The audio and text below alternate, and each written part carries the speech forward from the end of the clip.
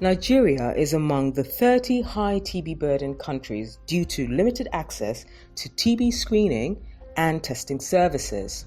But with support from USAID, the National TB Programme, the Stop TB Partnership and aligned stakeholders, Bashir Ahmad, a local radiographer, is able to set up and run systematic rapid screenings in Nigeria's most remote areas.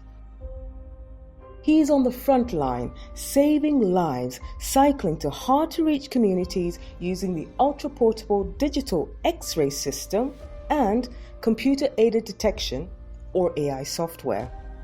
It's my responsibility to take the examination in terms of positioning the patient. Then we'll collect his samples.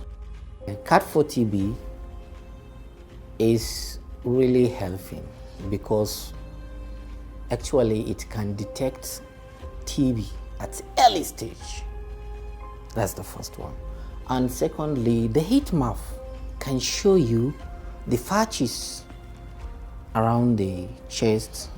If there is any patches, you'll see it with your eyes. It's my town, my community, my people. So it's a dream. So I want to give back to them by helping them or by doing this work. It's my passion. I want to follow my passion.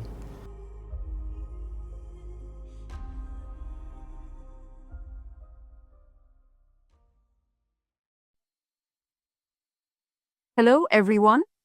Welcome to today's Delft webinar. My name is Katyayini, and I'll be your host for today's session. Today's topic is From Crisis to Care, Implementing TB Screening Programs in Challenging Operating Environments. We are all currently living in unprecedented times, be it the climate crisis or the growing uncertainty around securing funding. The global landscape is marked by strain across all essential systems, and this especially includes healthcare.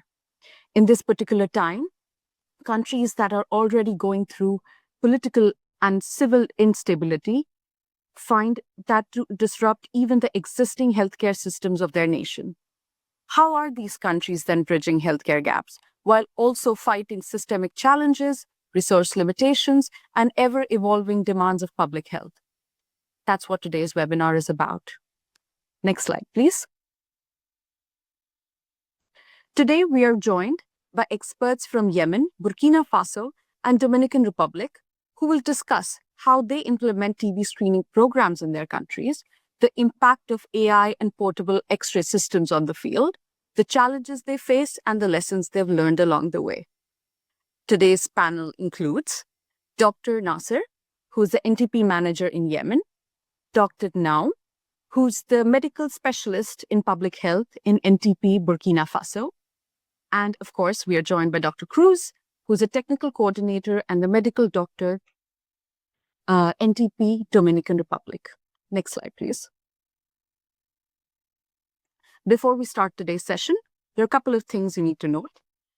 Today, all our speakers are going to be presenting in their native tongues. What that means is that to enjoy the best out of today's webinar, it is essential that you select the language of your choice for an uninterrupted experience.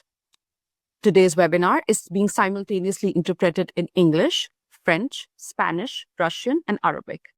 So to select the language of your choice, please click the interpretation button and select your language. Another thing to note, we have a Q&A session at the tail end of the webinar today. So if you have any questions to any of our presenters, please put them in the Q&A box. The question will be picked up at the end. If we missed your question or if we run out of time, please don't worry. We will also be sharing the Q&A sheet with all the registrants after the webinar. Next slide, please. Without further ado, I'd like to invite our Managing Director, Florent Geerts, who's going to be discussing the importance of scaling TB detection in conflict-affected and resource-limited areas. Florent, the floor is yours. Thank you, Katja, and good afternoon, good morning, and good evening to everybody who dialed in. regardless of where in the world you're dialing in from. Indeed, today I want to talk a little bit about scaling TB detection in conflict-affected and resource-limited settings. So for us as Delft, our main focus is always about making sure that quality access to healthcare is available to everyone, regardless where they live. And this is in particular an area that is very close to our hearts when it comes to affected and also resources limited settings. And I think it goes to show that today we have almost more than 500 registrants for the webinar across more than 60 different countries in the world, 60 different countries. So I think it goes to show that this is a topic that is not only close to our hearts here at Delft, but something that is important for us all. Next slide, please. So here, indeed, we also see a picture of KNCV Nigeria at work in the Nigeria team. Next slide, please. And when we look at a little bit of the context of what are we talking about, if we talk about the burden of TB and if we talk about conflict-affected areas. So firstly, as many of us, I think, know, TB remains one of the top infectious disease killers worldwide. So 1.25 million people died from TB in 2023, and 10.8 million people fell ill with TB worldwide. And TB has always been one of the biggest or one of the biggest top infectious disease killers. But right now, there is a number of global challenges that have emerged that I think we're all aware of and confronted with almost on a daily basis nowadays. So one of these is, of course, USAID's recent strategic shift, which has brought, I think, a lot of challenges when it comes to funding and implementation to different countries around the world. The global insecurity around funding, as we all know, I think in the broadest sense, there is more funding pressure than we perhaps have experienced ever before. A number of countries, of course, in conflict or experiencing conflict, and many displaced people because of these conflicts and because of other challenges, including increasing climate challenges that we see more and more, which we will talk about later as well. So apart from the existing TB burden, these emerging global challenges, we wanted to look specifically also at the challenging operating environments. So for those who are not that familiar with the term yet, challenging operating environments are countries or regions with complex natural or man-made crises and instability that impact the risk of death, disease, and breakdown of livelihoods. So as mentioned by the Global Fund. So currently actually a third of the global disease burden, so 1 in 3 of the global disease burden for HIV, TB, and malaria is concentrated in challenging operating environments. Next slide, please. And then on top of these challenges and the applicable burden, there's also then a number of systematic barriers that come into play, and this could vary per country. So it could be weaker or unstable political situations, for example, due to war or other types of conflict, poor access to health services, like severe shortages of doctors and nurses across countries, man-made or natural crises and disasters, like earthquakes or floods, and outbreaks of certain diseases. Of course, COVID-19 was one back in 2020, and after that, that has really halted and paused the world and ongoing health services. But there's, of course, also other outbreaks like Ebola as well that we mentioned here. So we put two quotes here out of also previous and different experiences. So for example, in Pakistan, as mentioned, there's a lot of challenges, especially in remote areas where there's no light, water, or basic necessities. But of course, the requirement to have quality health services still is the same and remain unchanged. And when we look, for example, at climate change or natural challenges, it was mentioned also here that we talked about back in Mozambique. They had a challenging situation with a tropical cyclone that affected the hospital and after which the solutions that were available, like portable X-ray and CAT, became unavailable and directly affected the population after this natural disaster, after which we helped to donate a system for recovery. But these systematic barriers bring additional challenges for the provision of healthcare services. Next slide, please.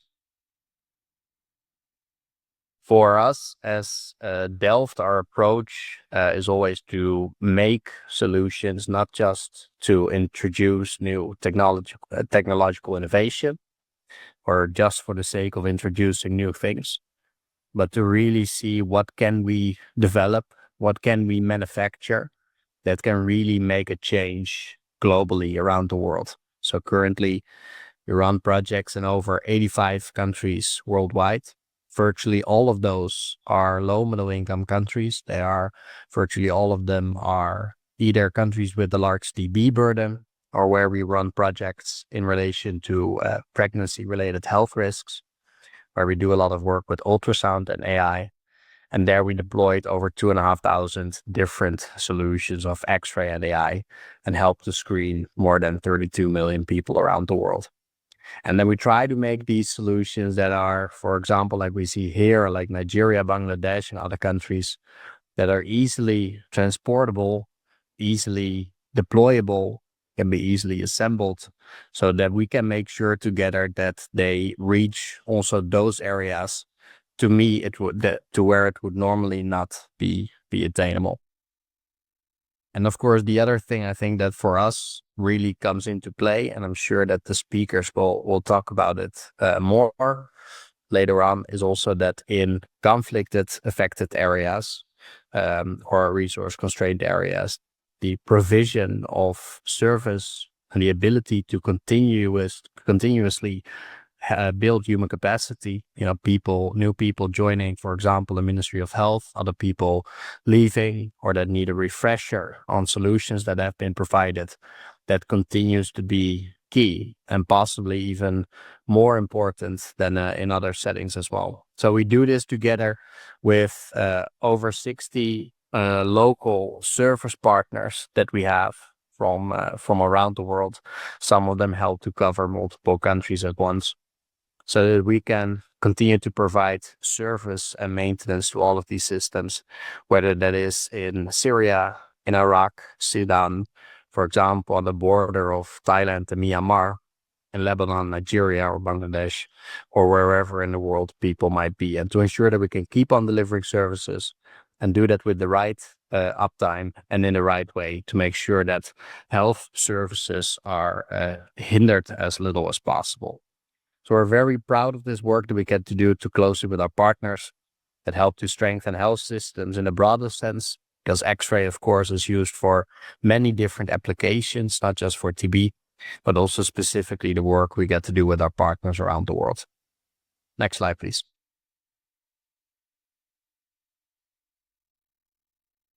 And then finally, we put a QR code here that also gives a bit of an idea of the types of projects that we then run. For us, it's very important that we share experiences and share knowledge of what others are experiencing. And that's why we host always these quarterly webinars. For those of you that have not joined one before, we do this every single quarter. And we invite some of our partners to talk about their experience in using solutions like portable X-ray, like artificial intelligence, and how they've used this in their setting, and also some of the challenges that they've experienced. And we always ask our speakers to be as open as possible also about these challenges, because I think this part is most important, so that we can learn from each other and that we don't need to reinvent the wheel every single time. So if you want to learn a little bit more about our work around the globe, scan the QR code here as well. We'll share the presentation and recording with everybody who registered, by the way, so you can learn a little bit more about projects like here. It's also mentioned in Iraq, in Sudan, coverage from Global Fund, some of the work we do in Kenya, new project in like Uganda, and different other places around the world. So that was the introduction from my side. I hope that you enjoy the webinar, and I'll talk to you again during the Q&A. Thank you. Thank you so much, Florent. Thank you so much. As you pointed out, it's actually right. In such situations, it is best to share and gain knowledge from each other than try and reinvent the wheel every time, as you put it. Before I introduce the next speaker, I wanted to kind of repeat the instructions so that for anyone who's just joined in again. So today's webinar, all our speakers will be presenting in their native languages. And this webinar is being simultaneously interpreted in English, French, Spanish, Russian, and Arabic. So we urge you to please select the language of your choice so that you can have an uninterrupted experience. To do so, to listen to today's webinar in your own language, please click on the interpretation button and select your language. Another thing to note, that we have a Q&A session at the end of the webinar. So if you have any questions for any of our speakers or for us, you can put your questions in the Q&A box down below. The question is going to be picked up at the end during the Q&A session. In case we run out of time or if we have way too many questions and your question ends up not being addressed, please don't worry. We will pick that question up in the Q&A sheet, which we will share with all the registrants after the webinar today. So now, without further ado, I want to invite the next speaker. Next slide, please. Yeah, I would like to invite Dr. Cruz. Dr. Clara de la Cruz is the technical coordinator and a medical doctor at the NTP in Dominican Republic. Today, she'll share insights on active case findings of tuberculosis in key populations and high-risk groups in the Dominican Republic. Dr. Cruz, the floor is yours. Next slide, please.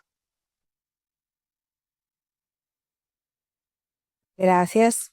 Muy buenos días. Mi nombre es Clara de la Cruz. Soy de República Dominicana. Me desempeño como coordinadora técnica del programa de tuberculosis. Siguiente, por favor.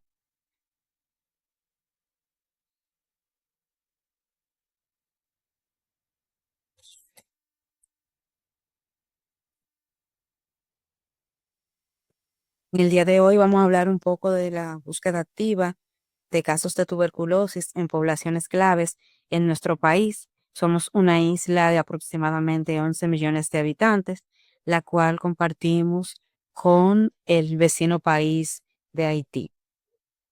Siguiente, por favor. Pero de nuestros principales compromisos y líneas estratégicas tenemos que estar alineadas a lo que son los objetivos de desarrollo sostenible en su objetivo 3.3, donde quiere poner fin a las epidemias del VIH, la tuberculosis y la malaria. También estamos alineados con lo que es la estrategia fin de la tuberculosis. Siguiente, por favor. Tenemos poblaciones claves y grupos de riesgo. Nuestras principales poblaciones claves son los privados de libertad, que representan un 12% de la carga de tuberculosis en el país, igual que los migrantes haitianos con un 14%. Estas poblaciones claves son las que representan una mayor carga de tuberculosis, además de los grupos de riesgo, como son las personas que viven con el VIH, que son 22% de la carga de tuberculosis.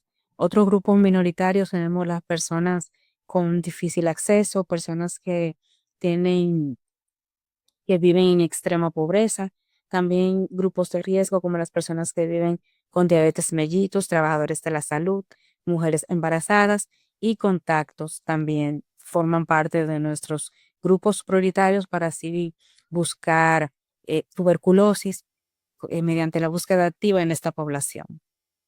Siguiente, por favor.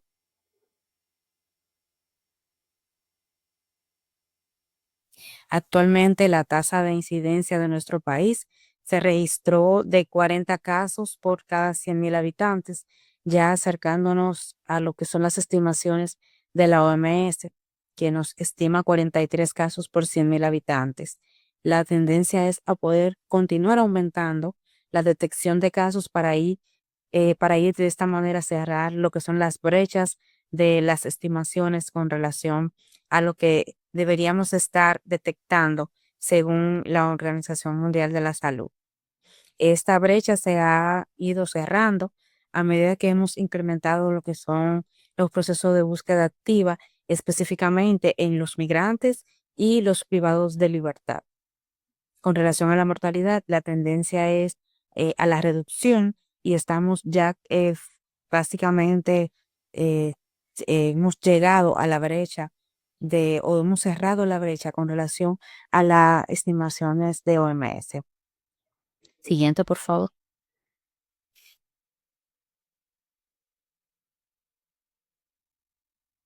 Aquí podemos ver la tendencia de lo que son los casos de tuberculosis en privados de libertad y en migrantes haitianos. Como pueden ver, hemos ido aumentando la detección de casos en estos grupos y eso debido a la búsqueda activa y todas las intervenciones que venimos haciendo desde que implementamos las unidades móviles y también en el último año que pudimos implementar las radiografías digitales con el software del CAT-TV. Siguiente, por favor. Dentro de los principales desafíos que tenemos para la búsqueda activa están las poblaciones móviles, específicamente en los que son migrantes haitianos, ya que compartimos fronteras y una vez estos pacientes son detectados y llevados a un servicio de salud, inmediatamente se sienten bien, que mejoran los síntomas, que inician tratamiento, estas poblaciones se pierden. Entonces, nosotros lo que hacemos es ir en esos lugares de grandes asentamientos haitianos, haciendo las búsquedas activas correspondientes con lo que son las unidades móviles. También personas que viven en lugares de difícil acceso, como son montañas, lugares muy rurales, donde se hace difícil poder accesar a un servicio de salud. Ahora mismo nuestras principales búsquedas están enfocadas en lo que son los privados de libertad. Hacemos jornada de búsqueda activa en estos privados de libertad, donde tamizamos a todos los presos, incluyendo también personal administrativo. Y dentro del algoritmo diagnóstico está hacerle una radiografía de tórax a cada una de estas personas. También los contactos de casos de TB, que también tenemos limitado acceso a lo que son las radiografías o a poder hacerse una imagen, porque no todos los servicios de salud tienen estos servicios disponibles, entonces se nos dificulta un poco poder completar el screen. Ya mencioné la población migrante, se mueve mucho, y también lo que es el incremento de esta población que está limitada realmente, relacionado a lo que son los privados de libertad, porque también tenemos privados de libertad que se trasladan de una prisión hacia otra, entonces muchas veces se nos pierden estos pacientes. Siguiente, por favor. Tenemos el grupo que forma la búsqueda activa de tuberculosis. El objetivo es detectar casos mediante unidades móviles en estas comunidades de difícil acceso y también los privados de libertad, para así poder acercar un poco más lo que son los servicios de salud y también para reducir lo que son las brechas de detección en estas poblaciones vulnerables y de esta manera poder cortar lo que es la cadena de transmisión. Tenemos un manual para la búsqueda activa con énfasis en estos grupos, donde lo que queremos es poder implementar una vigilancia activa, específicamente en los privados de libertad, que todos puedan ser tamizados al ingresar a lo que son los centros penitenciarios y los que son detectados poder aislarlo mientras estén bacilíferos y ya entonces luego poder hacer todo lo que es la evaluación de contacto dentro del centro penitenciario y poder implementar lo que es la terapia preventiva para tuberculosis en aquellos a los que se le ha descartado la enfermedad. Siguiente, por favor.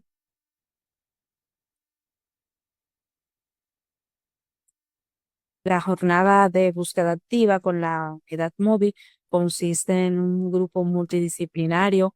Está constituido por un médico, enfermeras, personas que hacen promoción en la comunidad también para poder identificar casos presuntivos de tuberculosis.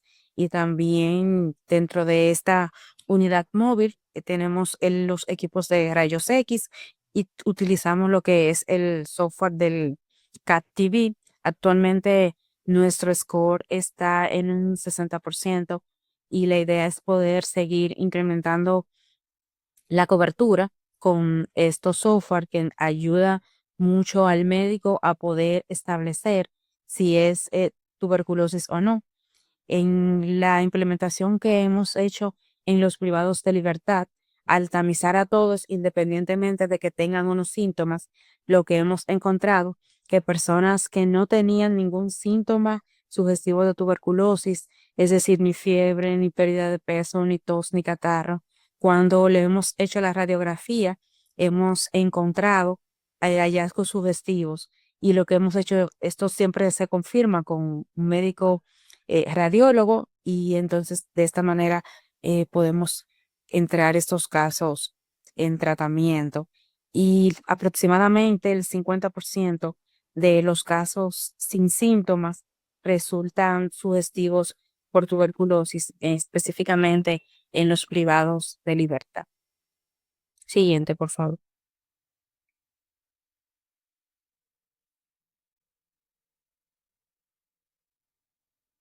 Como les decía, implementamos el CAT-TV con inteligencia artificial en el año 2024. Completamos todo lo que es el tamizaje en los centros penitenciarios y luego expandimos la estrategia. Queremos adquirir nuevas unidades móviles y también nos estamos preparando para las radiografías portátiles y también adquirirlas y poder aumentar lo que es la cobertura, ya que nos ha ayudado bastante en el incremento de la detección de casos de tuberculosis. Siguiente, por favor. Esta es un poco de las estadísticas que encontramos en el año 2024 en privados de libertad específicamente, donde pudimos tamizar aproximadamente 1.700 internos, de los cuales 2% era personal administrativo. A todos se le hizo radiografía utilizando el software CAT-TV y también los que eran sintomáticos respiratorios, se les tomaron muestras moleculares rápidas, un 85% aproximadamente, y de estos 18% salieron casos bacteriológicamente confirmados. Es importante también mencionar que estos casos, aunque no tengan síntomas sugestivos, cuando se le hace la radiografía y sale sugestivos, tratamos de inducir el esputo para así tomar una muestra y lo que hemos visto es que aproximadamente 35% de esos casos salen con tuberculosis y luego bacteriológicamente confirmados. Siguiente.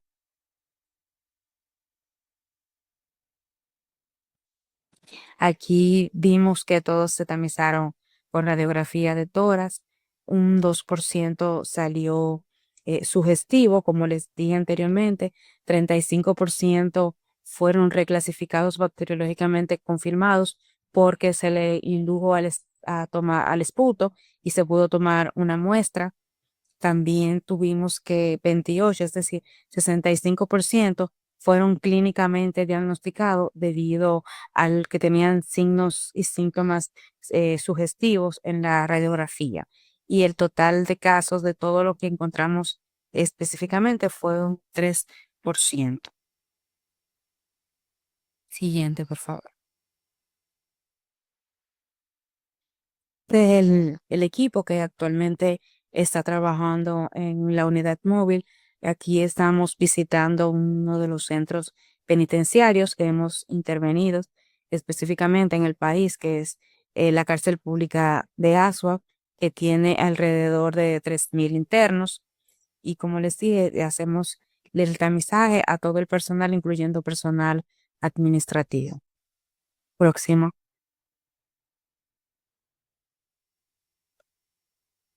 Ya para los próximos pasos es continuar expandiendo la cobertura. Queremos adquirir otra unidad móvil para este año y también las radiografías móviles ya para el próximo año, que lo tenemos incluido en todo lo que es nuestra planificación y continuar usando lo que es este software del CAP-TV porque nos ha permitido incrementar la detección de casos en aquellos casos que no presentan sintomatología florida de tuberculosis. Próximo. Muchas gracias por su atención y estaré pendiente en el chat por si tienen alguna pregunta. Gracias.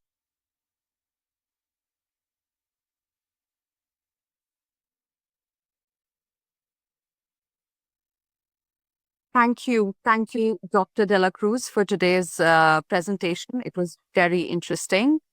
Yeah.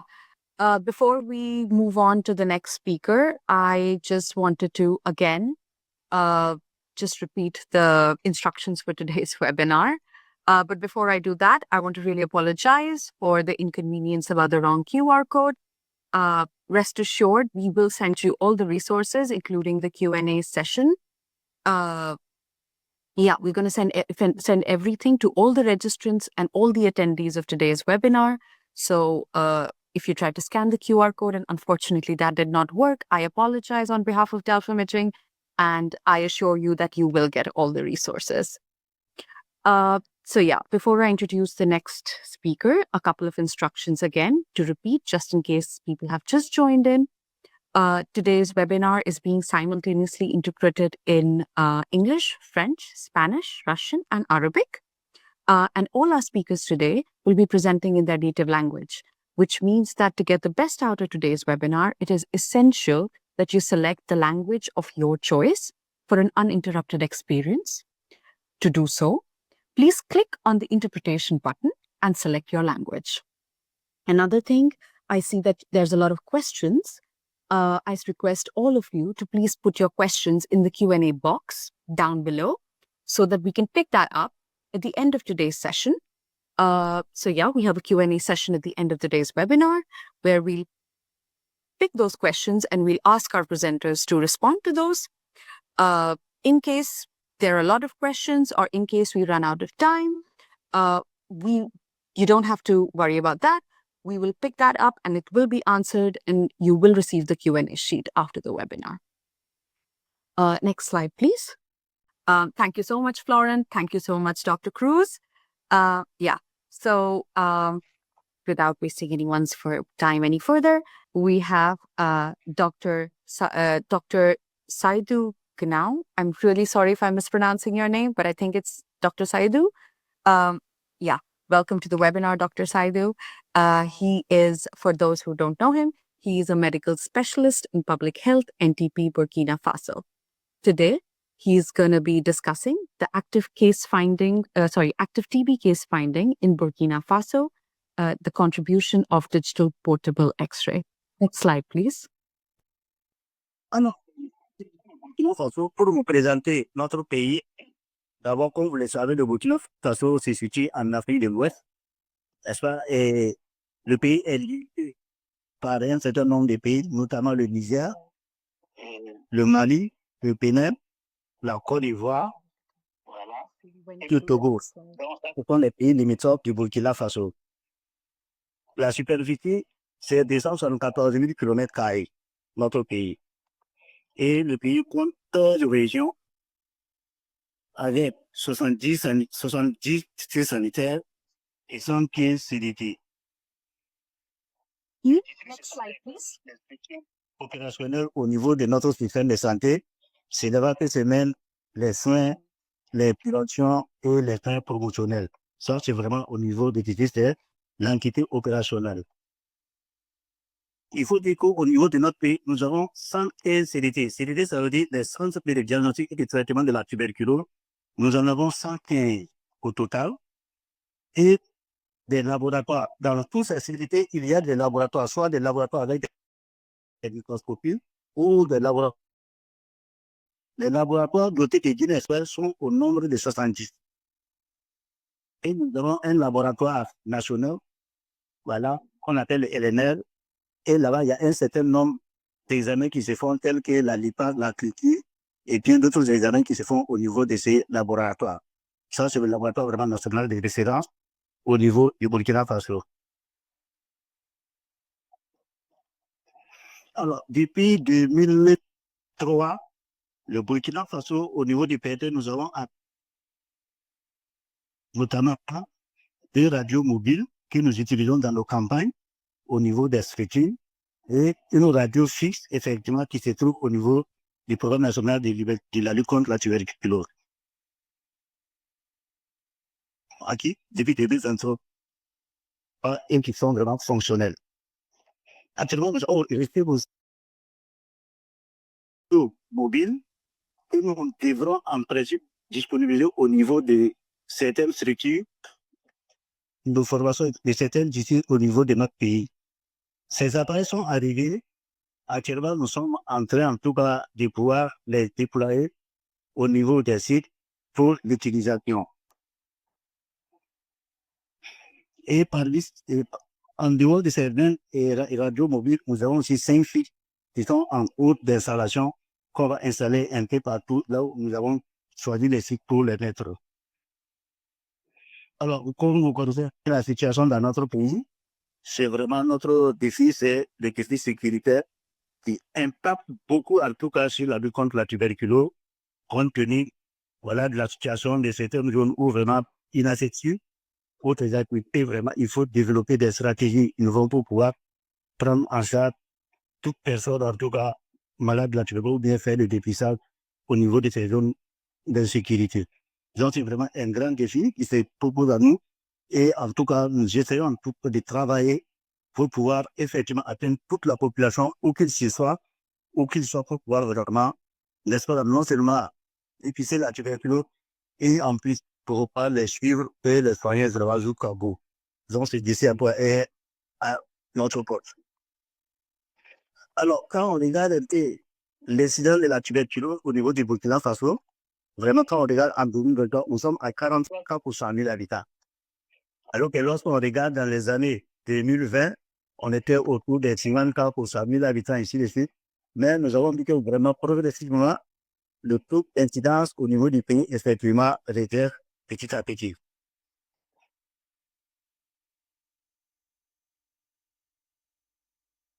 Alors, donc, nous allons nous intéresser sur l'intervention de la recherche active de la tuberculose au Burkina Faso.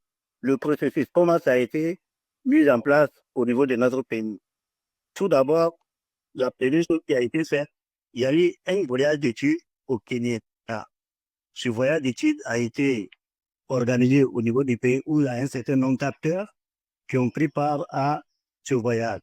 Au niveau du PNT, il y a eu 2 personnes qui ont été désignées, plus un professeur dans une université, dans un hôpital universitaire, et par IPC, qui est une structure vraiment qui s'occupe des communautaires au niveau du Burkina Faso, et le représentant Fonds mondial.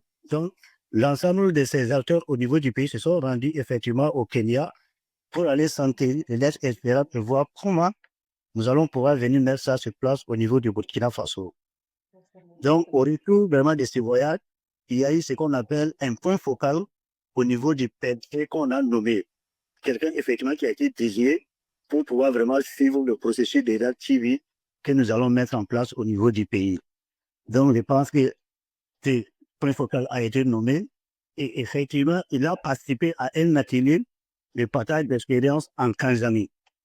Donc, il s'est rendu là-bas, effectivement, pour partager l'expérience avec et voir comment là-bas aussi les choses se mènent afin de pouvoir aussi s'inquiéter de l'expérience pour pouvoir en expérimenter au Burkina Faso. Donc, à l'heure arrivée, la troisième étape, c'était de faire l'analyse de la situation avec un appui technique qui nous a, voilà, une personne est venue vraiment qui nous a appuyé pour comment organiser cette réactivité au niveau du Burkina Faso en élaborant un document. Et pour pouvoir élaborer ce document, effectivement, il y a eu un processus qui a été suivi.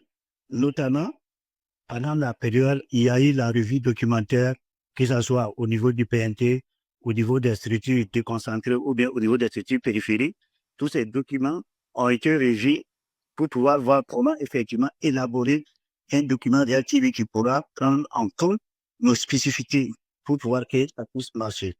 Donc, ce premier draft, effectivement, a pu être élaboré en 2019. Et après l'élaboration avec l'appui technique, il fallait d'abord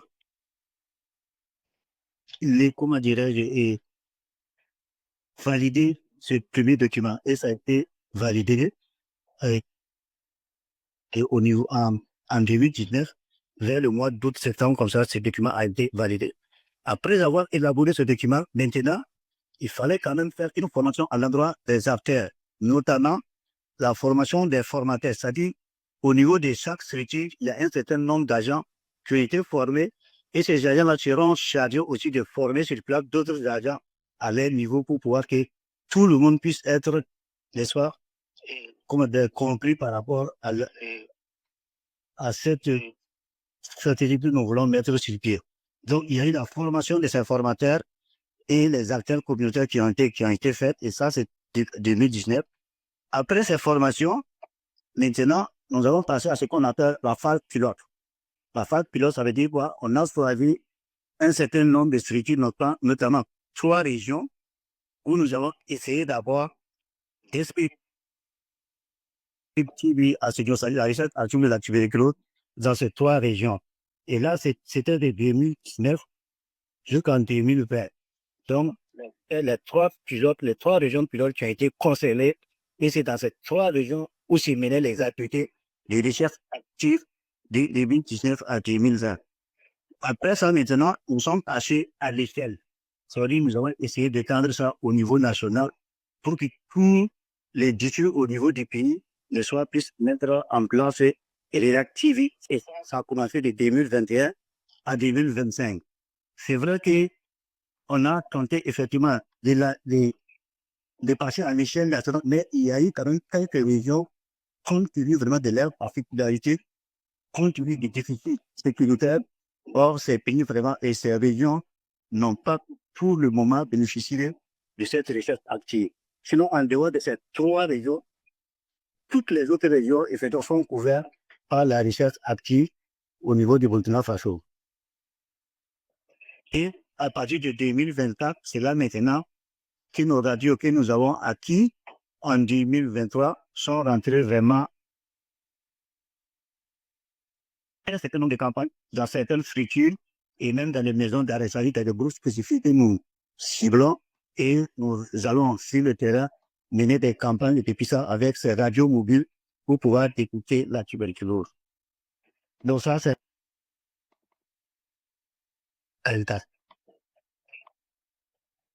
Alors, quelle a été la méthodologie? Alors, par rapport à cette campagne, pour pouvoir aller faire une campagne au niveau du structure, dans le pays où nous sommes assis au niveau du PNT, voir d'abord quelles sont vraiment nos populations cibles sur lesquelles il faut aller faire ces campagnes pour rechercher la tuberculose. Et je pense que ce qui a été retenu, et d'abord, c'est les consultants au niveau des hôpitaux. Voilà, les malades qui viennent dans les structures de soins pour se soigner, ça, à ce niveau, essentiellement, on recherche les cas de tuberculose. Même s'ils ne sont pas venus pour la tuberculose, il y a un certain nombre de questions qui se posent à ces parents, à ces patients du moins, et on essaie de voir est-ce que c'est pas des personnes présumées à la tuberculose. Dès lors qu'il y a un certain nombre de signes, eh bien, ils sont effectivement candidats à la radio. Voilà, il y a des sujets contacts. Ceux qui sont contacts des cas vraiment tuberculose confirmés, il faut rechercher la tuberculose autour de ces patients. Il y a les personnes qui vivent avec le VIH, voilà, qui est un groupe à risque, ou toute personne qui vit avec le VIH, il faut rechercher forcément à chaque moment la tuberculose au sein de cette population. Aussi, les détenus, là, dans les prisons, comme une position quelles sont les conditions de vie de ces détenus au niveau des prisons. Tout le monde sait que vraiment les prisons sont des zones ou des endroits où vraiment la propagation de la tuberculose est vraiment répandue et puis se sent très rapidement. Donc, les détenus aussi ont été retenus comme des cibles par rapport à cette réactivité que nous avons menée dans notre pays. Il y a les enfants malnutris. À ce niveau, tout enfant malnutri, effectivement, lorsque nous partons, ils sont en tout cas des cibles où il faut rechercher forcément la tuberculose. Donc, il y a ces enfants Et aussi, il y a ce qu'on appelle les personnes déplacées internes au niveau de notre, comme on l'a dit, compte tenu de la situation sécuritaire dans notre pays. Effectivement, bon, il y a des zones où les populations se sont déplacées et se sont retrouvées en tout cas dans certains endroits. Donc, forcément, il faut toucher toute cette population. Voilà, même s'ils ne sont pas dans la localité, ils sont fixés quelque part.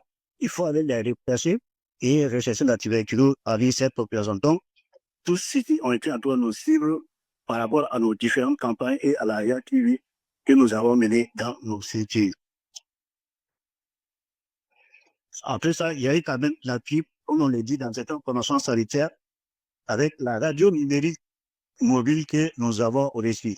Comme je vous ai dit au début, le TNT a reçu 2 radios numériques mobiles qui puissent se déplacer vraiment n'importe où dans le pays pour pouvoir mener des campagnes à la recherche des cas de tuberculose. Donc, effectivement, à partir de 2024 et 2023, ou du moins, cette radio numérique est rentrée en service au niveau du PNT.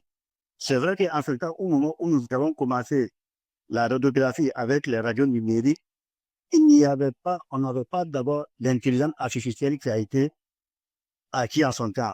Donc, on travaillait uniquement avec la radio et des filmologues qui faisaient l'interprétation sans l'intelligence artificielle. L'intelligence artificielle n'a commencé partiellement en 2024, même 2024, parce que c'est en 2024 que l'appareil est venu.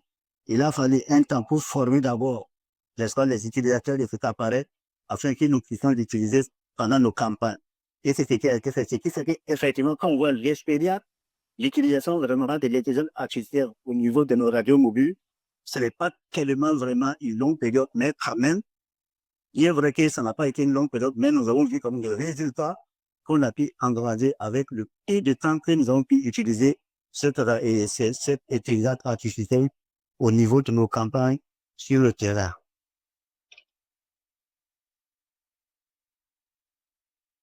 Alors, maintenant, par rapport à la population à risque, nous avons élaboré ce qu'on appelle, comment dirais-je, une stratégie pour pouvoir, n'est-ce pas, détecter la type. Par exemple, il y a eu un algorithme qui a été élaboré.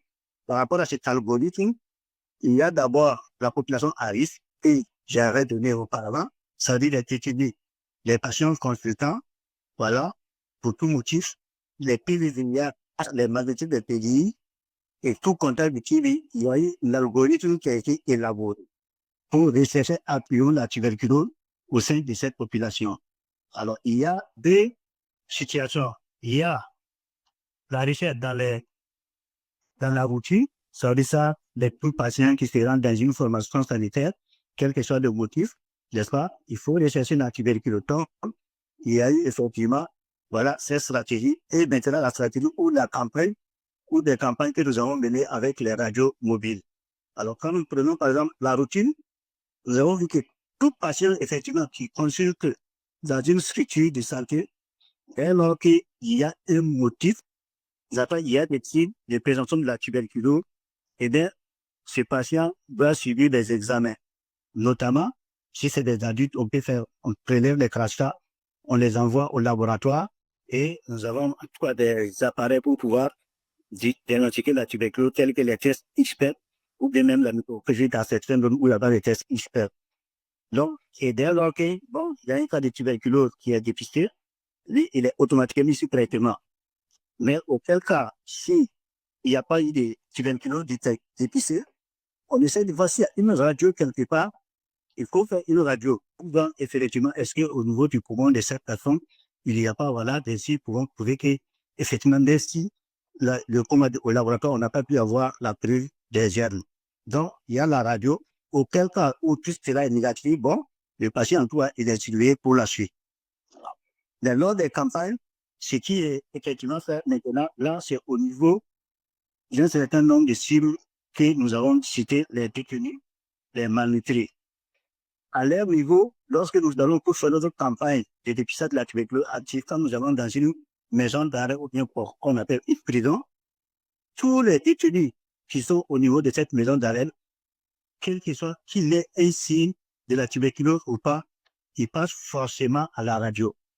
Là-bas, vraiment, c'est pas, voilà, il n'y a pas, et comment dire, il n'y a pas un filiale, non, mais c'est tout détenu qui soit dans la maison d'arrêt, il est candidat à la radio, qu'il est ainsi ou pas.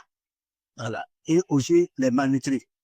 Tous les enfants malnutris aussi, on n'a pas besoin, voilà, de rechercher forcément les filles pour qu'ils aient accès à la radio. Et alors qu'encore on arrive à dépister, à diagnostiquer que c'est un cas de malnutrie, eh bien, il est vraiment, voilà, candidat à la radio. Donc ça, au niveau des détenus et des malnutris, il n'y a pas vraiment de présence de symptômes de la tuberculose. Mais avec les autres populations, là, effectivement, pour pouvoir accéder à la radio, nous faisons ce qu'on appelle d'abord un screening. Lorsque nous allons dans une structure, il y a vraiment une équipe médicale qui est mise sur le plan des médecins et des infirmiers, où tous ces patients, normalement, qui sont venus pour le dépistage, doivent passer devant, n'est-ce pas, les médecins et les infirmiers qui vont les examiner et voir est-ce qu'ils ont vraiment des signes présentés de la tuberculose. Si oui, eh bien, on fait même déjà même les prélèvements des cassants et ils doivent venir au niveau de la radio pour faire la radiographie. Mais auquel cas aussi, il n'y a pas de signes, on essaie de voir peut-être pour quel motif ils sont venus. S'il y a des soins à faire à Téléo, on peut les donner les soins, mais ils ne viendront pas forcément faire la radiographie parce qu'ils n'ont aucun signe identique de la tuberculose. Donc ça, c'est au niveau vraiment de la population qui généralement viennent pour ces campagnes. Et comme on l'a dit, dès lors qu'effectivement, au niveau de la radio, ceux qui ont accès à la radiographie, quand nous faisons la radiographie, en dehors de ça, il y a ce qu'on appelle des examens. Tous ceux-là qui ont des plus petits de 14 jours, avant même de faire la radio, on fait des prélèvements et on envoie les prélèvements au laboratoire, n'est-ce pas, pour les examens. Et pendant ce temps, il faut passer à la radio aussi pour faire les radiographies. Voilà. Si par exemple, au niveau des tests moléculaires déjà, il y a, n'est-ce pas, et comment dirais-je, on détecte la tuberculose, c'est quand systématiquement on les met sous traitement. Avant même qu'ils passent à la radio, l'équipe se prépare et voit comment ces patients-là, n'est-ce pas, vont prendre les médicaments et ils passeront aussi à la radio. Et dès lors que, au niveau des laboratoires, n'est-ce pas, on n'a pas pu avoir des résultats positifs, les patients passent à la radio. Et tous ceux-là qui passent à la radio, il y a un pneumologue qui est là et qui doit interpréter les critiques de tous les patients qui ont fait la radiographie pour voir est-ce que au niveau de comment il n'y a pas, voilà, de séquelles, il n'y a pas de signes évocateurs de la tuberculose. Donc, tous ceux-là qui passent à la radio, normalement, le pneumologue, à toi les amis, voit ces radios et voit quels sont ceux-là qui ont soit le poumon au niveau de poumon ou même au niveau du cœur. Parce que quand on fait la radiographie, il y a effectivement les poumons et aussi, s'il y a des poumons au niveau cardiaque, cela aussi, c'est présent. Donc, il y a le pneumologue qui intervient. Et aussi, comme on l'a dit, à partir de 2020, c'est un mois, lorsque nous avons dit notre for TB, l'intelligence artificielle, et bien, l'intelligence artificielle aussi est rentrée. Malgré tout, le pneumologue va interpréter l'intelligence artificielle aussi. Tous ceux-là qui ont fait la radio, l'intelligence artificielle doit interpréter les critères. Sauf seulement les enfants de moins de 4 ans, où l'intelligence artificielle, effectivement, n'a pas bâti pas sur 5 ans. Donc, au niveau de la radiographie de nos campagnes, voilà comment les choses, effectivement, sont organisées par rapport à ces campagnes. Lorsque les gens passent à la radio, voilà, si il y a, après la radio, il y a le pneumologue qui doit interpréter tous les critères et aussi, tous ces critères doivent passer aussi par l'intelligence artificielle. Et c'est par la suite, maintenant, nous essayons de voir quels sont les résultats au niveau des déclarations des agents artificiels ou les pneumologues. Et je pense que c'est ce que nous allons essayer de voir par la suite de nos présentations. Alors, quand on regarde les résultats de nos campagnes, comme on a dit aux campagnes, vraiment, on a pris de septembre 2024 au mois d'avril 2025. Voilà. Et cette période, vraiment, là, donc, nous avons mené des campagnes bien avant. Voilà, septembre 2024, même en 2023, il y a eu des campagnes. Mais comme je l'ai dit, on n'avait pas d'intelligence artificielle en son temps. C'était seulement les pneumologues, en tout cas, qui, après les campagnes, c'est qui interprétaient les critères et nous donnaient des résultats. Donc, nous ne sommes pas partis, nous n'avons pas pris vraiment ces cas-là. Nous avons seulement sélectionné à partir de septembre 2024, au moins, nous avons commencé à utiliser l'intelligence artificielle pour pouvoir faire une comparaison avec 2025 aussi, où nous avons pu faire quelques campagnes. Il n'y a pas beaucoup de campagnes en dévalisation pour le moment. On a pu faire quelques campagnes et l'intelligence artificielle a été utilisée. Alors, donc, quand on regarde cette période où nous avons mené nos campagnes, vous verrez que les sujets que nous avons pu voir selon les âges, quand on parle par exemple au niveau des adultes, là, nous avons pu avoir 1410 adultes lors de nos campagnes. Et c'est en 2024 à avril 2027. Ça fait 1410 adultes que nous avons pu voir. Et quand nous prenons les enfants de 0 à 14 ans, ça fait 328 enfants que nous avons vus. Donc, un total, vraiment de cette période, comme on l'a dit, c'est quelques campagnes que nous avons prises. Sinon, il y a eu plusieurs campagnes. Depuis 2021, les campagnes sont menées avec beaucoup de cas. Mais, comme on l'a dit, l'intelligence artificielle n'intervenait pas pendant ce temps. C'était uniquement les immunologues qui faisaient vraiment l'interprétation. Donc, pour la part, nous n'avons pas vraiment vécu nous. Jusqu'à cette date-là, sinon, nous avons pris à partir du moment où l'intelligence artificielle a été introduite, n'est-ce pas, dans nos campagnes, et c'était vers septembre 2024 jusqu'à avril 2021 où les quelques campagnes que nous avons pu mener, l'intelligence artificielle vraiment a intervenu. Donc, ça, c'est au total, quand on voit la population que nous avons pu voir pendant cette période, surtout des 1738 personnes. Et nous avons pu voir. Docteur Gnanou, désolé de vous interrompre. Juste pour vous prévenir, vous auriez encore à disposition 5 minutes, environ 5 minutes. Donc, allez-y vers les résultats et la conclusion. Merci. D'accord, donc je ne vais pas. Bon, si je vais rapidement au résultat. Alors, quand on regarde tous les sujets que nous avons vus, par rapport à ces sujets, le nombre de cas de tuberculose que nous avons pu dépister, ça fait 61 cas de tuberculose que nous avons pu dépister parmi les 1700 cas qu'on a parlé au début. Alors, nous allons venir au niveau maintenant des interprétations et les cas de tuberculose dépistés par l'intelligence artificielle et par le pneumologue. Si nous prenons par exemple l'interprétation de toutes nos campagnes avec des résultats, au niveau de l'intelligence artificielle, si nous regardons, il y a eu 50 cas de tuberculose. Des fois, une intelligence artificielle a pu dépister comme des cas de tuberculose possibles. Mais quand on regarde parmi ces 50 cas, il y a 37 effectivement qui étaient des cas de tuberculose. C'est-à-dire les 50 cas où l'intelligence artificielle a dit probablement des cas de tuberculose, il y a 37 parmi ces 50 cas qui étaient, n'est-ce pas, des cas de tuberculose réels. Ou, comment dirais-je, les pneumologues et l'intelligence artificielle vraiment sont concordants sur les cas. Donc, les 37 cas de tuberculose, ça, à ce niveau. Alors, on a trouvé 13 cas où il n'y avait pas de cas de tuberculose, mais en réalité, les pneumologues trouvent qu'effectivement, c'était des cas de tuberculose. Des intelligences artificielles n'avaient pas, voilà, avaient vu ça comme étant des cas de tuberculose. Au contraire, on a 13 cas que l'intelligence artificielle avait mis comme des cas de tuberculose, mais avec l'interprétation du pneumologue, on a vu que non, ces cas n'étaient pas vraiment en faveur, n'est-ce pas, de la tuberculose. Donc, sur les 50 cas, les 13 cas, vraiment, lorsque les pneumologues, après l'interprétation et puis les examens faits au niveau des laboratoires, bon, on a trouvé que vraiment, ces 13 cas-là n'étaient pas des cas de tuberculose, mais que l'intelligence artificielle avait eu des cas de tuberculose probables que donc, ça a été écarté par la suite avec l'interprétation des pneumologues. Donc, ça, c'est vraiment, voilà, les résultats qui ont été des fois trouvés par l'intelligence artificielle lors de nos campagnes. 50 cas parmi les 1700, n'est-ce pas, et les pouvoirs qui ont été, voilà, et depuis où les études ont été faites, il a trouvé même pas de tuberculose. Et Paris, c'est même pas de tuberculose, seulement 37 cas, effectivement, pas seulement, mais il y a 37 cas, effectivement, qui étaient des cas de tuberculose. Et en concordance, non seulement avec les pulmonaires, et même avec les résultats des laboratoires.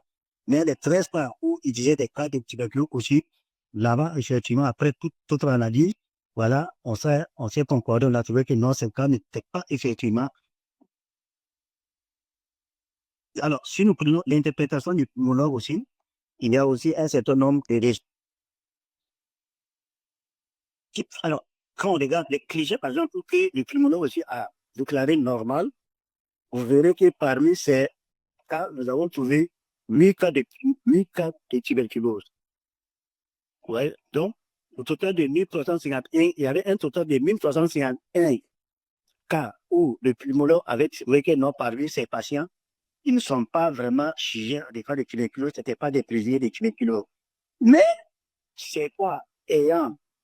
On a fait les examens au niveau des laboratoires parmi certains de ces patients, on a trouvé 8 cas de tuberculose qui ont été confirmés par les laboratoires. Donc, ces cas ont été pris compte des cas de tuberculose. Mais, bon, les critères n'avaient pas, les laboratoires, on va dire, les pulmonologues n'avaient pas vu parce que vraiment les lésions étaient tellement bénignes et comme il n'y avait pas vraiment un appareil spécifique pour pouvoir peut-être agrandir les humains, et on s'est fait qu'il y a certaines situations où vraiment, à l'œil nu, peut-être on ne peut pas déceler. Voilà. Mais lorsque les traçations sont partis au laboratoire, bon, on a vu que parmi quand même ces cas où on sait que c'était des radios normales, voilà, et il y avait quand même le cas de tuberculose. Alors, là où il y avait des affaires interprétées, il y avait 373 cas, n'est-ce pas? Et parmi ces cas, il y a 53 cas effectivement qui étaient des tuberculeux au niveau de l'interprétation. Et quand on regarde au niveau, il y a aussi les affections au niveau du cœur. Et là-bas, il y a eu 12 cas. Voilà, des gens qui avaient en tout cas soit des cardiomégalies ou d'autres problèmes du cœur. Mais il y avait eu 12 cas, mais parmi ces cas, effectivement, bon, pas de cas de tuberculose parmi. Donc, voilà un peu l'interprétation aussi faite par le pulmonologue. Et lorsque nous prenons la tranche d'âge, n'est-ce pas, des 0 à 14 ans, nous avons vu qu'il y a 13 cas de tuberculose lors de nos campagnes qui ont été dépistées. Les 61 cas. J'ai encore quelques minutes. Oui, vous avez encore Alors, 2 minutes. 2 minutes. Oui. Bon, ok. Alors, si nous regardons un peu la décision de diagnostic final par l'intelligence artificielle, comme on l'a dit, l'intelligence artificielle, n'est-ce pas, avec été, il y a 9 cas, n'est-ce pas, où il y a 9 cas qui ont été confirmés bactériologiquement et il y a 9 autres cas qui ont été cliniquement diagnostiqués. Ça veut dire tous les cas où l'intelligence artificielle a eu à donner vraiment son résultat, lorsque nous sommes allés au laboratoire, n'est-ce pas, les cas confirmés au laboratoire et les cas diagnostiquement cliniquement, il y a eu 9 cas des deux côtés. Mais l'intelligence artificielle avait nommé comme des cas non tuberculeux. Quand on regarde, il les a mis comme des cas non tuberculeux, mais lorsque nous avons emmené certains prélèvements au niveau des laboratoires, nous avons vu vraiment des cas confirmés à la clinique et des cas confirmés pathologiquement et des cas diagnostiqués cliniquement. Donc, ces cas-là, ça fait 9 temps, ça fait les 8 cas qu'eux, ils n'avaient pas vu. Et quand on regarde les cas de tuberculose poussifs, alors l'intelligence artificielle, autour de tous les 50 cas qu'ils avaient notés comme des cas tuberculeux, il y a eu 7 cas confirmés et 30 cas non confirmés. Mais les 13 cas qu'il avait mis comme des cas de tuberculose poussifs étaient par la suite avec l'analyse du pulmonologue et des autres cas de tuberculose. Effectivement, et quand on regarde, on a dit qu'effectivement, parmi ces cas de tuberculose, il y avait 2 cas, c'était des auparavant, qui ont été traités, n'est-ce pas, guéris, mais bon, qui avaient des séquelles au niveau de leurs poumons, mais ils n'étaient pas tuberculeux. Donc, l'intelligence artificielle avait pu effectivement détecter ces cas comme étant des cas de tuberculose, mais c'était des anciens cas traités, mais qui ne faisaient pas la tuberculose. Peut-être qu'au niveau des poumons, effectivement, il y avait quand même quelques séquelles qui font qu'il l'a mis comme des cas positifs de tuberculose. Voilà. Donc, et il y a 5 cas qui n'ont pas été confirmés par le pneumologue. Lorsque l'intelligence artificielle a dit que bon, c'était des cas probables, mais le pneumologue, après l'interprétation et les examens, bon, on a trouvé que non, c'était pas des cas vraiment de tuberculose. Et il y avait 6 cas, mais bon, ça, c'est que les gens à qui qu'on avait donné des rendez-vous, mais qui ne sont pas venus. Alors, qui ne sont pas venus, c'est qui fait qu'effectivement, bon, ces 6 cas, on n'a pas pu effectivement voir si c'était des cas de tuberculose ou pas parce qu'on ne les a pas vus. Ils ne sont pas venus. Après les examens, voilà, après la radio, ils devaient revenir par la suite pour un certain nombre de choses, mais ils ne sont pas venus dans ces gens, on n'a pas pu les voir. Donc voilà un peu par rapport aux résultats donnés par l'intelligence artificielle et en comparaison avec le pneumologue, les quelques différences. Sinon, il y a beaucoup de points, il y a beaucoup de cas où vraiment les deux se concordent. Voilà, il y a seulement quelques, voilà, petites différences les deux compte tenu de certaines situations. Alors, nous avons mis notre intelligence artificielle, vraiment, le score là, c'est autour de 60%. C'est à partir de 60%, quand il voit des lésions autour de 60%, qu'il dit c'est un cas de TB probable. Donc, notre suivi là est fixé à ce niveau. Et je pense qu'il était question de voir est-ce que nous n'allons pas faire une étude pour voir est-ce que c'est fait de 60%, voilà, et que c'est trop ou bien c'est bas, et c'est de libérer en tout cas nos appareils, nos intelligences artificielles pour pouvoir mieux vraiment nous donner des résultats. Donc, je pense qu'il y avait quand même, voilà, quelques types d'une étude, mais ce n'est pas très sûr parce que, bon, comme tout le monde le sait, il y a des mesures de contingence au niveau du Fonds mondial où il y a un certain nombre d'activités pour le moment qui a été reporté en attendant de voir si possible, voilà, ce qui pourrait être fait. Donc, sinon, cette calibration au niveau de notre intelligence artificielle était programmée cette année pour pouvoir voir est-ce que nos seuils de 60%, à partir d'une telle intelligence artificielle, soit c'est des cas possibles de tuberculose ou pas. Donc, c'est ça que nous devons faire cette année. Bon, je vais aller vers la conclusion comme il y avait pas mal encore quelques diapos. Alors, en conclusion, nous pouvons dire que les campagnes radiographiques pour le dépistage actif de la tuberculose ont été d'un apport important dans le diagnostic de la tuberculose en 2024. Parce que comme nous voyons effectivement les campagnes que nous avons menées et le nombre de cas de tuberculose que nous avons pu dépister et diagnostiquer de moins, nous pensons que vraiment c'est un apport, ça a été un apport important pour les cas de l'OZL4. Alors, il faut dire aussi que les campagnes de label numérique nous ont permis de dépister de la tuberculose c'est des cibles en haut risque, comme les détenus, n'est-ce pas, des enfants malnutris, voilà, et même les enfants malades en pédiatrie. Tous ces enfants-là ont été des cibles lors de nos campagnes. Et nous avons vu que l'interprétation par l'intelligence artificielle nous a permis de créer des patients sans d'autre apport. C'est-à-dire, rien même qu'avec le résultat de l'intelligence artificielle sur certains patients, on était déjà convaincus, non, ce patient-là, c'est un cas de TB, il faut le traiter en dehors même en entendant même que le pulmonologue ou bien même les résultats viennent des laboratoires. Et effectivement, très souvent, les résultats ne concordent entre les deux ou les trois. Donc voilà un peu ce que j'avais comme présentation par rapport à l'expérience du Burkina Faso pour la recherche atteinte de la tuberculose et notamment l'utilisation de l'intelligence artificielle. C'est vrai, comme je l'ai dit, qu'il n'a pas vraiment, pour le moment, un long, voilà, ce n'est que vraiment quelques mois qu'on l'a utilisé, mais nous avons vu vraiment son apport et nous pensons que vraiment c'est un appareil très utile et peut nous permettre en tout cas de dépister, de diagnostiquer pendant les tuberculoses au niveau de certaines populations, en tout cas du pays. Excellente, excellente. Docteur Gnanou, merci beaucoup pour avoir partagé l'expérience du Burkina Faso. Donc, si vous auriez des questions, n'hésitez pas à les écrire dans le chat et on vous y répondra. Donc, je retourne la parole à Katia qui va continuer le webinaire. Merci.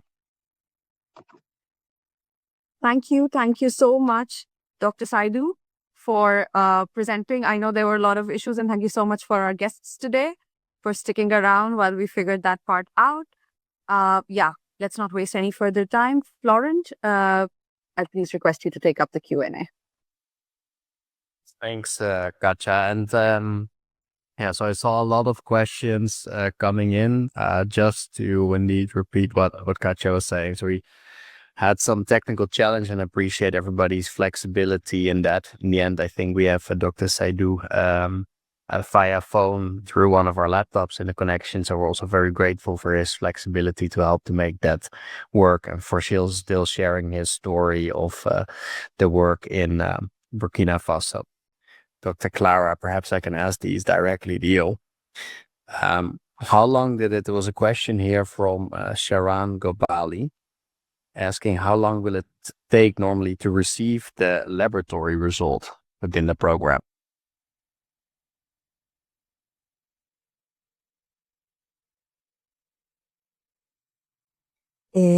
Los casos que se les realizan pruebas moleculares, tenemos actualmente, o sea, las pruebas moleculares tardan en procesarse, inmediatamente llegan al laboratorio alrededor de 4 horas para establecer el diagnóstico de un caso, a más tardar 48 horas, si es bacteriológicamente confirmado.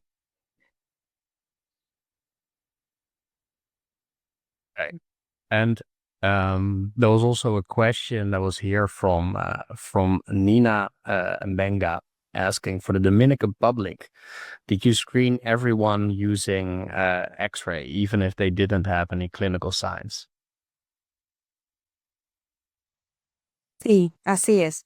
El tamizaje en privados de libertad parte de la evaluación clínica a todos, independientemente de que tengan o no sintomatología clínica. Y realmente el hallazgo fue muy sorprendente porque casos que no tenían ningún tipo de sintomatología sí tenían hallazgos radiológicos, independientemente de todas las radiografías que se hacen.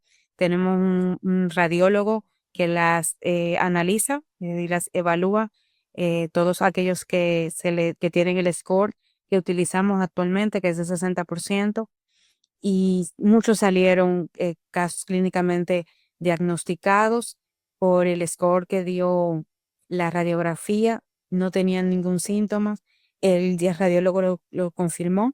Luego al 35%, como les dije, se le hizo esputo inducido y salieron casos de tuberculosis, tanto por radiografía como bacteriológicamente confirmados. And I have a question actually, personal on myself, about the setting the threshold. So you mentioned 60. We see that arranging Sí. the right threshold is always can be a bit of a challenge to assess. Do you start at 30 or 60 or higher? Can you maybe talk about how you assess that within your program? Have you kept 60 all that time, or have you adjusted from there?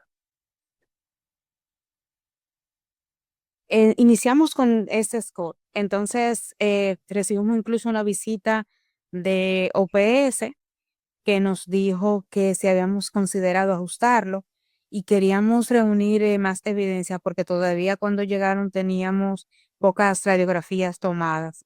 La idea es disminuir ese score porque tenemos, independientemente de que la detección ha sido alta con ese score.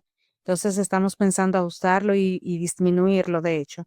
Lo que pasa es que cuando solamente tenemos un año utilizando el software, y cuando nos hicieron la visita todavía no era suficiente radiografía como para pensar en eso, pero ya sí para este año estamos pensando ajustar y disminuir el score.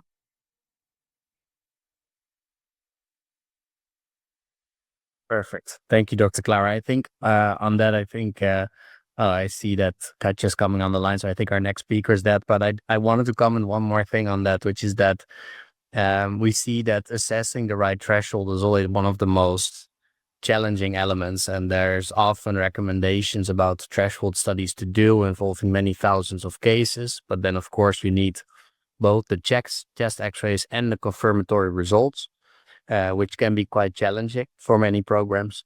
And often we see that there's a more practical approach also, that people start to kind of fine-tune maybe go from 60 to 55, see what it does in the impact of the program. So it often tends to be quite a pragmatic approach, but good that you're looking at that. I see many more questions coming in.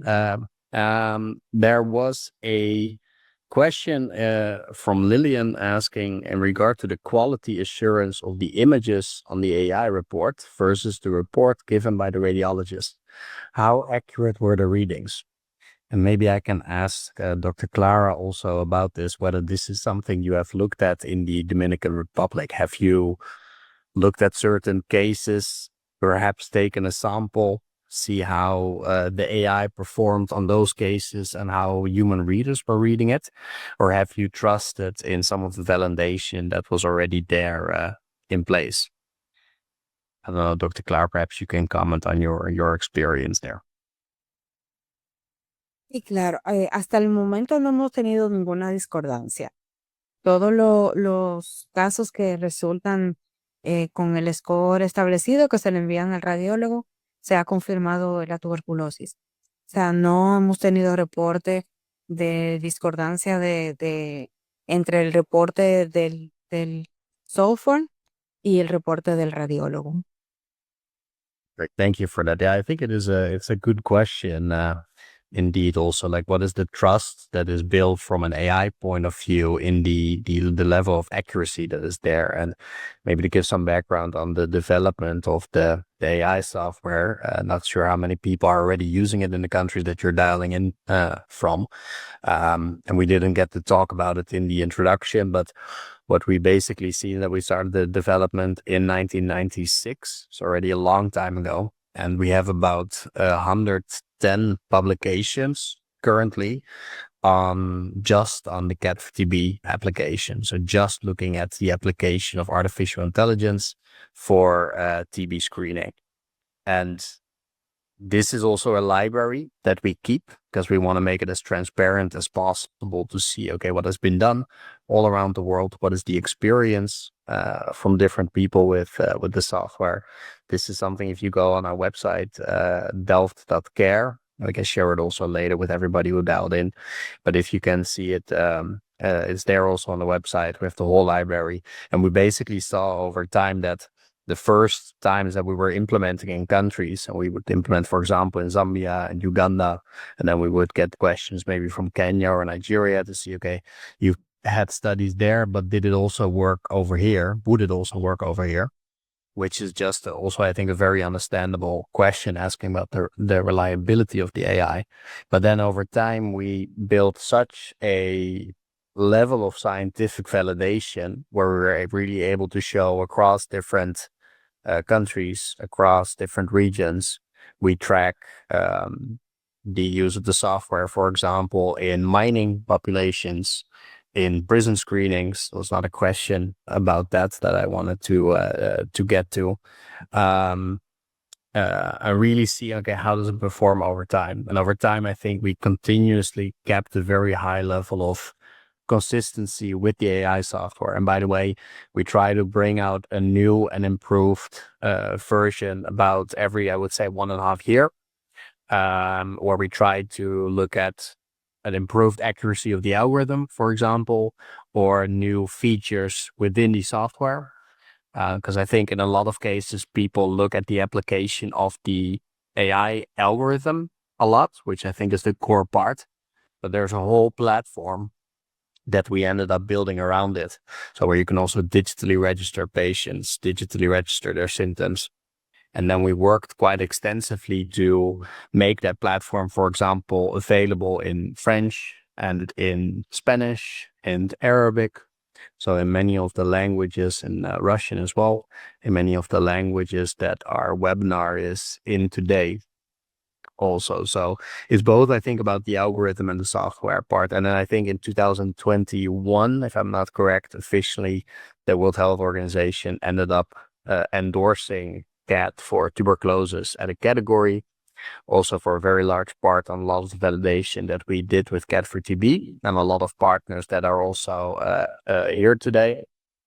And that we really looked at a lot of validation. I think over time we've seen that robustness, and we see less samples or less sampling coming in, where people are still maybe looking at a couple of the first cases, but quite quickly see that trust of the performance of the AI software versus what human readers would do, because we've consistently been able to prove that robustness and accuracy over time. And I think this is also largely due credits to the SAT-TB partnership, and also to Find and to many others around the world that have helped with a lot of validation on this, that especially in recent years have looked very actively at multi-country validations. So bringing data sets together in larger numbers from maybe 6, 7 different countries at the same time across different continents, and basically seeing okay, what can be what level of accuracy do we see? Does that hold up in each of the regions? So I think, long story short, I think that helps to build a lot of trust as well. I see there is a question from Bangladesh, with an interested in AI and seeing how cat-free TB screening systems can be used in Bangladesh, and particularly in under-resourced settings like slums and refugee camps. Could you please share the best way to engage with the team and perhaps see what we can do together locally? I think for any types of partnerships, people are welcome to email us at info@delft.care. We'll put it in the chat later. I'm happy to see how we can partner on that. Then there was another question coming from Ecuador, saying, hello, greetings from Ecuador. My experience using cat-free TB is very useful for classifying or quickly screening patients with symptoms and those without. I was wondering if Dr. Clara had any advice how to get the most out of the equipment in Ecuadorian prisons. I don't know, Dr. Clara, if you have any pointers on that. Otherwise, I can also talk about our experience around the world with prison screening. Yo entiendo que el principal enfoque que deberían de darle es no enfocarse solamente en aquellos que tienen síntomas, sino hacerlo en todos los privados de libertad, porque nosotros implementamos el algoritmo incluso en aquellos que no tenían síntomas, y los hallazgos, como le dije anteriormente, nos sorprendieron bastante, porque muchos de los casos que han salido no tenían ningún tipo de síntomas sugestivos, ni fiebre, ni tos, ni expectoración. Entonces creo que eso es algo que ustedes pudieran hacer, hacerle el tamizaje a todos, incluyendo al personal administrativo. So a good advice also for prison screening, and was actually one of the first larger screening programs that we ran. Was actually with AI. Practical tip that Dr. Saidou mentioned about before they started having a travel trip to the colleagues in Kenya to learn how they were implementing their program. I guess that gives, like I mentioned before at the beginning, it's always good to learn from each other, see what other peoples are doing. And I thought that was a very good and practical, useful trip. I wanted to talk about one of the questions, or multiple questions actually, was about the use of using AI for screening in children. What is the guidance on the use of digital chest X-ray with AI among children aged 15 years and below? So I think also Dr. Saidou mentioned this in his presentation.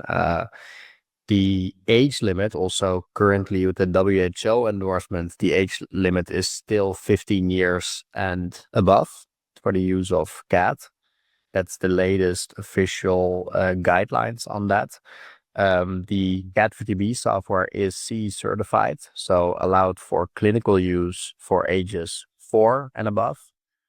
And we are working very actively to bring that age gap down. And maybe it's interesting to talk a little bit more about that, about some of these challenges also for us, and why I think partnerships are important. Of course, having a proper digital X-ray already for children under 4, really pediatric population, is already quite difficult. The challenge, of course, because they are not coughing up sputum, is also that it's very difficult to get a good label on whether a pediatric patient actually has TB or not, which makes it very difficult to train an algorithm on. And of course, the number in terms of chest x-rays therefore available is far less. So we are continuously working with partners around the world. I'm always open for additional partnerships to see how we can work together. If you are working with X-ray and have an interesting CAT for pediatric populations, to see how we can further improve the software to bring that age gap further down from 4. And we're working with a lot of policymakers to bring that down from the official 15, which it still is as per the WHO guidelines. So there was a question in Papua New Guinea. There are many people with TB. Believe this machine will have an impact in combating TB. I was wondering if one of the speakers could give a brief outline of how the machine is programmed to work and how AI is utilized to TB diagnosis. I think that's a very good question. We kind of skipped over the intro on CAT, but indeed for those new to this as a category, I think it's good to talk about it. So firstly, this category of portable X-ray is set always to be under 30 kilos. So that is everything included, including the stand, lead apron and protection. A small solar panel comes with that. So that's really where the portable X-ray part comes in. Now the Delft light is really set to be set up in 5 to max 10 minutes at a given location. So you can take it with you into remote areas. We showed some pictures earlier of people really taking it on a boat with them, for example. So that is really how it is. The portability is very important. And then as the CAT part is concerned, so we have these small, what we call a CAT TB box. It is connected to the X-ray workstation. And that allows basically the AI software to work completely offline. And then the X-ray image that is taken gets pushed to the SCAD4T box, to the AI, and the result is shared back. And then you can immediately see what the result was. And what we do basically is that we give a score between 0 and 100. The higher the score, the higher the likelihood of TB-related abnormalities in the lungs. And we give a heat map to show also in colors where those abnormalities are located. And currently our latest version, CAT-TB 8, also introduces another score to detect abnormalities in the lungs that are not TB. So one of the big topics right now is the discussion on where will CAT as a category go next, beyond TB. And I think with this score, we're really trying to see, can we support, the detection of other abnormalities, but keep that simplicity within the TB program. So we get 2 scores, one for TB, one for other lung abnormalities. So we can support further triaging on that. So I hope that helps a little bit the question of the colleague from Papua New Guinea. So there was a question also from Tajikistan, who was actually new to the use of CAT for TB, and whether we received concerns about it, whether there's concerns about its safety for staff and people around. And I think this question might actually be referring to the use of the portable X-ray, particularly. What do you do that raise concerns? How do you go about the safety of that? So on the portable X-ray, radiation is of course always a very big topic. The policies vary per country, but we are seeing that is more and more accepted as a category. I think we've deployed these portable X-rays to about 50 countries right now. Delft Light backpack X-ray, and like I said, it comes also with a lead apron for people to wear. We provide training and guidance on its safe usage. Also the right manuals and quick reference guides on safe usage, and really help people to utilize it in the safe possible environment. And to what extent sometimes it's then still used in a room, for example, that also has thick walls that make sure that no radiation goes through. In other settings, it's really can be in an open space where there's nobody behind it, and it's really also the distance in the back that helps. That varies. The utility varies a little bit per country, but that is a little bit how we go about radiation safety. Maybe one other thing to mention is that Stop TB, also together with MSF, has done research on the radiation exposure of such portable X-ray systems, and actually found, they looked at multiple systems, including also the Delft Light, and actually found that exposure is fairly low. So that obviously the guidance and the usage of that is critical, but it is not that it provides more exposure than other types of systems would. So maybe we can later on, we'll share that with you guys as well. Because of the technical difficulties of some dialing in via phone and so on, I don't want to go into it. Will be difficult, I think, to do a live Q&A. But as I said, there was some questions about, do we get the recording and the presentation? Definitely. We'll share that with all of you as well. We'll share the library of publications that I talked about before. And we will make sure that we will work with each of the speakers to make sure that all of the questions that we didn't get to during the Q&A, that we answer those as well. So there were a good amount of questions for Dr. Saidou and also for Dr. Clara. So I'm sure we'll reach out to them and make sure that everybody gets the questions in the end. For now, I think here I like to move towards a close. I want to thank everybody also for being here today, and also for their flexibility, knowing that we had some technical issues throughout. I'm grateful also to the attendees, to the translators, for helping us today in all of these different languages. Big thanks to Dr. Clara for her presentation. I had a lot of great feedback also in the chat on that. Dr. Saidou for his flexibility of doing the presentation even via phone, just dialing in through one of our computers. We had a very nice presentation actually from Dr. Nasser from Yemen, but unfortunately he couldn't make it in the end. And I'm sure that we will work with him to reschedule that as the soonest, so that we can also provide you with Yemen's perspective. Like I said at the very beginning, these are challenging times with funding on pressure and all sorts of challenges that hinder the provision of health services. And we are also here from Delft side to support. So if there's anything within your program, more you want to learn about radiation safety or the use of these AI tools, please definitely send us a message. And we're always happy to work with you guys to see how we can improve TB screening efforts around the world. So for now, thank you also to our organization and for everybody on the call. And I wish you a very good day ahead. Thank you.